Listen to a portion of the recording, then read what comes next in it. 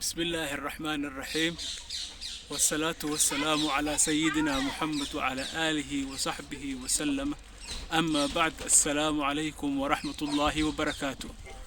ما أنت أنيقو سعودو جيت كمده جدتك مقالة لندن وحانكو أركي شمبر aan isdhehaynin waxaa laga helaa UK. haddeer ka hor waa ku arkay, laakiin haddeer waxay ugu soo badatay si qeyr caadi ah.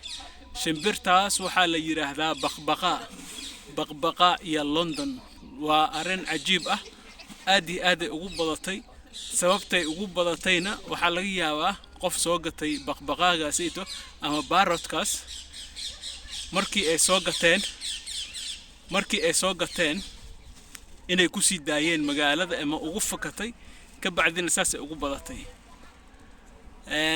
waxa kale oo sabab u noqon karto climate change-ga isbedelay oo ma aragtay adduunkii global warming wax la yiraahdo, oo ma aragtay in magaaladii ay kuleel sii noqonayso meelaha qaarkood, meelana biyaha ku badanayaan iyo duufaanada sida ka dhacday hadda Dubai oo kale iyo Oman oo kale, inay biyaha iyo roobabka ku bataan.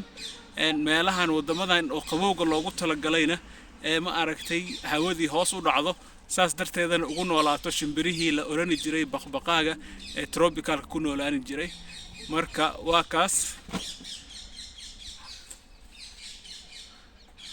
kaas fiirsada shimbirtii oo magaalada London soo degtay oo baqbaqaaga la dhahay.